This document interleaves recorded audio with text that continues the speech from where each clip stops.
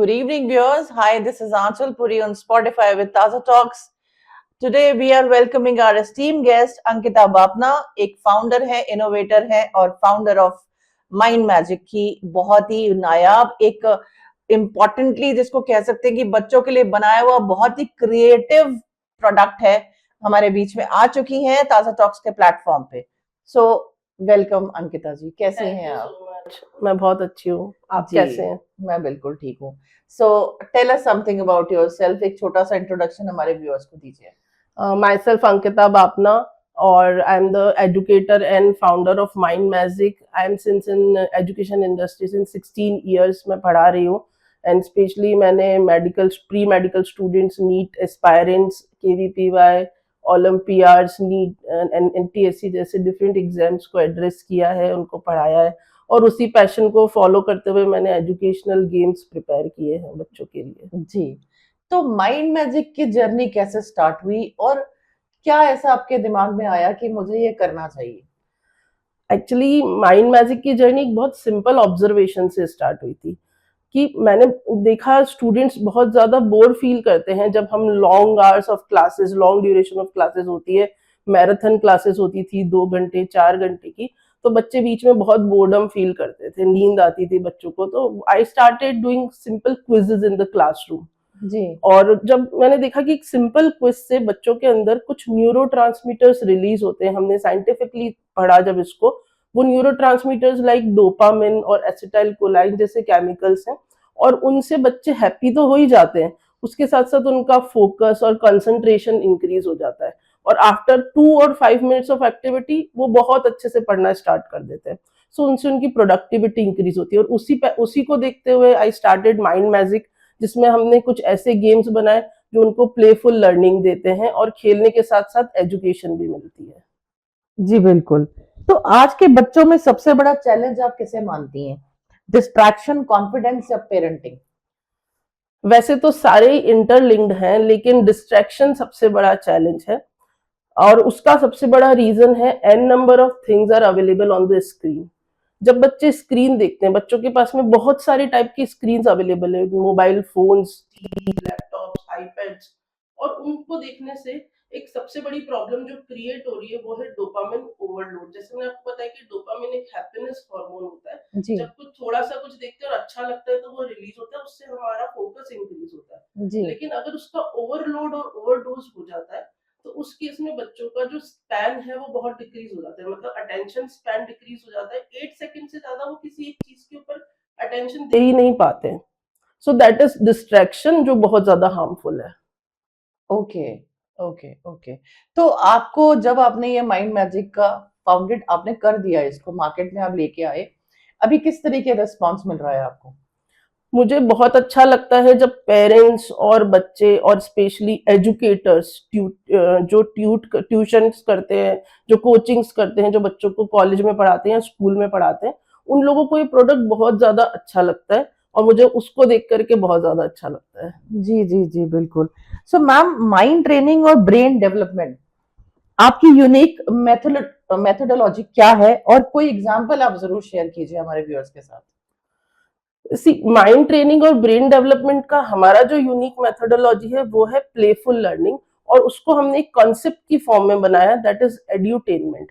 जब हम एजुकेशन को एंटरटेनमेंट के साथ ब्लेंड कर देते हैं तो टर्म निकल के आती है edutainment, that is a playful learning solution. अब बच्चा क्या करता है कि उसे पता ही नहीं है कि वो पैसिवली कुछ सीख रहा है, वो तो एंजॉय कर रहा होता है गेम को, दैट इज गेमिफिकेशन। जैसे हमारा एक प्रोडक्ट है से वंडर वर्ल्ड। अब वंडर वर्ल्ड में दुनिया की सारी जगहों की नाम है, जो भी अच्छी अच्छी प्लेसेस है उनकी विजुअलाइजेशन है, उसकी क्लूज और रिडल्स है। जब वो क्लूज सुनते हैं और रिडल्स सॉल्व करते हैं और फैक्ट्स को पढ़ते हैं और सीखते हैं, दे रियलाइज कि उनको कुछ बहुत कुछ आ गया है, लेकिन उनको आइडिया ही नहीं लगता कि हमने कुछ पढ़ा है, गेम में सीख लिया। Okay, okay, okay.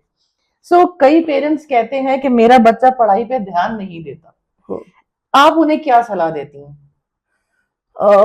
I just want to से कि ये किसी बच्चे का फॉल्ट नहीं है और पेरेंट्स का भी फॉल्ट नहीं है, इसमें जो फॉल्ट है वो मेथोडोलॉजी का फॉल्ट है।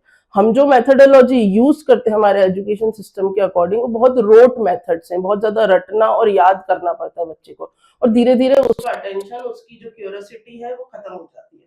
इसलिए उन्हें लगता है कि हमें रोज ही यही चीज करनी है बिना रुके, तो वो बोरिंग फील होता है और बच्चा उस वजह से अटेंशन नहीं दे पाता है। ओके, तो मैम एजुकेशन सिस्टम में कौन सी 3 चीजें बदलनी चाहिए अकॉर्डिंग टू यू?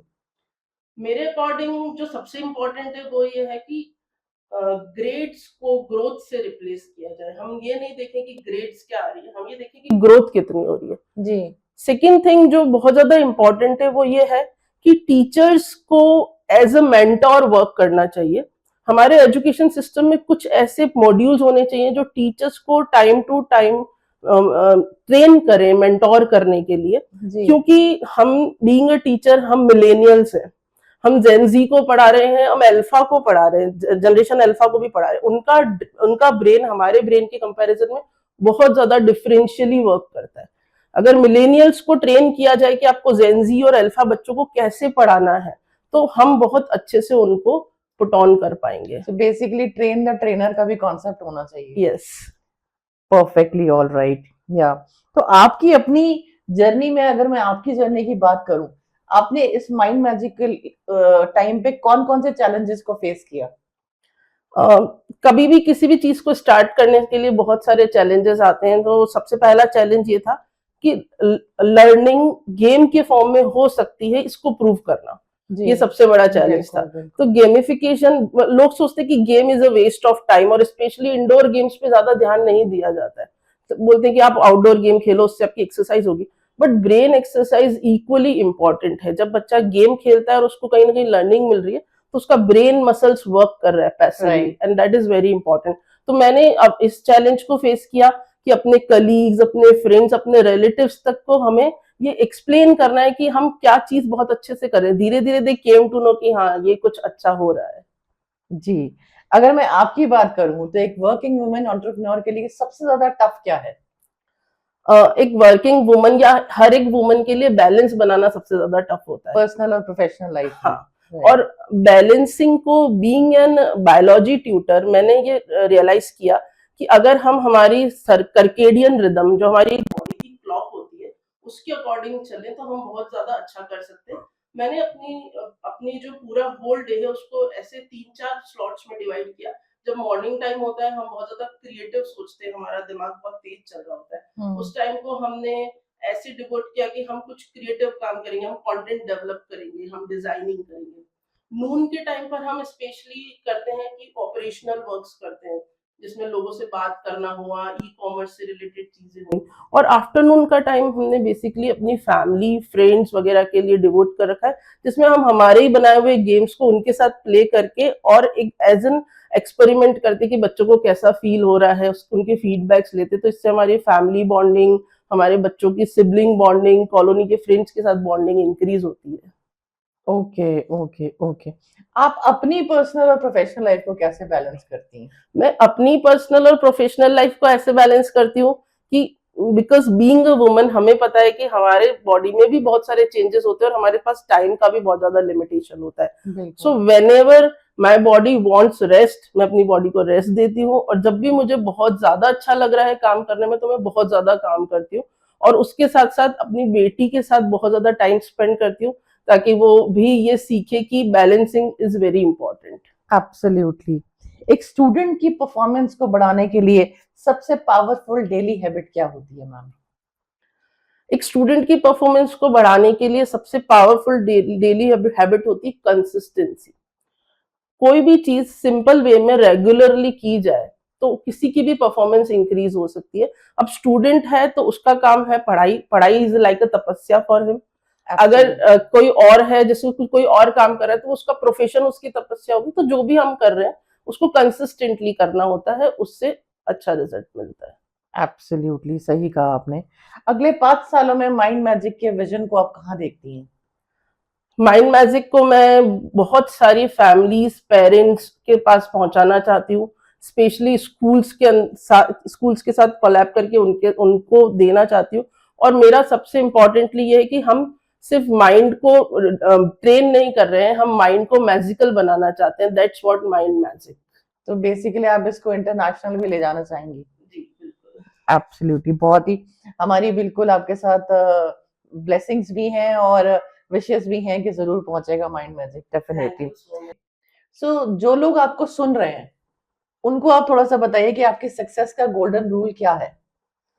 जो लोग मुझे सुन रहे हैं, मैं उनको बहुत सिंपल वे में ये कहना चाहती हूँ कि कुछ अच्छे गेम्स अपने घर में जरूर रखें और अपने बच्चों के साथ, और स्पेशली ग्रैंड पेरेंट्स के लिए मैसेज है जिनके पास बहुत ज्यादा टाइम होता है अपने ग्रैंड किड्स के साथ स्पेंड करने के लिए, उनको अपने बच्चों के साथ जरूर प्ले करना चाहिए और बच्चों की ब्रेन डेवलपमेंट में बहुत ज्यादा हेल्प करनी चाहिए। कुछ अच्छे games, learning, playful solutions you should have and you should play that.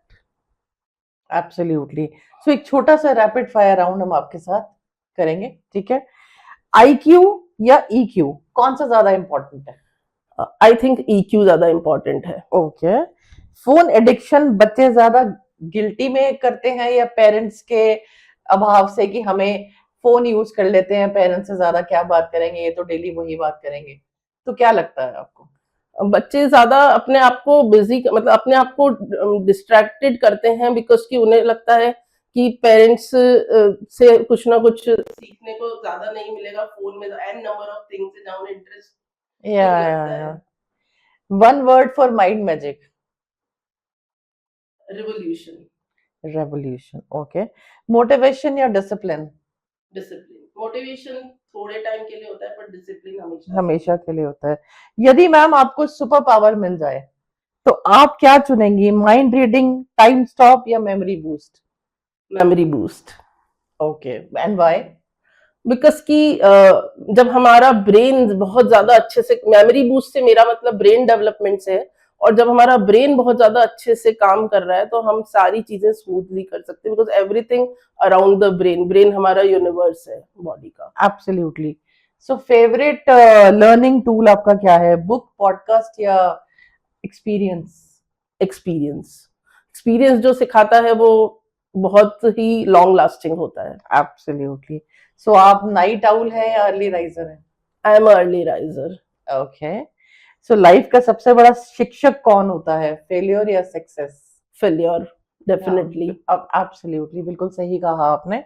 So life, I am sorry, कौन सा हैबिट तुरंत बैन करवा देती है अगर आपके पास पावर होती तो? डेफिनेटली मैं अननेसेसरी स्क्रीन टाइम और ये जो भी सोशल मीडिया है उसको बैन करवा देती। जी जी ऑल्दो इट जी। इज इम्पोर्टेंट बट वो बहुत ज्यादा स्ट्रक्चर्ड वे में होना चाहिए। एक लाइन में अंकिता बापना कौन है? Magical personality. जी बिल्कुल। सो यहाँ पर मैं आपसे अब जानना चाहूंगी कि हमारे व्यूअर्स आपके साथ कनेक्ट कैसे हो सकते हैं, वो थोड़ा सा हमारे व्यूअर्स को बता दीजिए। सोशल मीडिया के कनेक्शंस आपके क्या हैं? वैसे हम लिंक पे शेयर कर देंगे, फिर भी आप बता दीजिए। हम लोग माइंड मैजिक के नाम से इंस्टाग्राम पे प्रेजेंट हैं, फेसबुक पे प्रेजेंट हैं। आप माइंड मैजिक की वेबसाइट भी चेक कर सकते हो, www.mindmagic.in। उसके अलावा हमारे products Amazon, Flipkart, Pinterest, Meesho जैसे प्लेटफॉर्म्स पे भी लिस्टेड हैं, और आप डायरेक्टली मुझे या आंचल मैम को कॉल करके भी परचेज कर सकते हो। जी बिल्कुल। सो व्यूअर्स, आपने सुना एक इनक्रेडिबल जर्नी अंकिता जी की, अंकिता बापना जी की। बहुत ही खूबसूरत प्रोडक्ट है, मैंने स्टार्टिंग में ही कहा था। और जरूर प्लीज इसको शेयर कीजिएगा, लाइक कीजिएगा, कमेंट कीजिएगा, लिंक शेयर कर दिया जाएगा एपिसोड रिलीज होते ही। So thank you very much, thank you so much Ankita ma'am.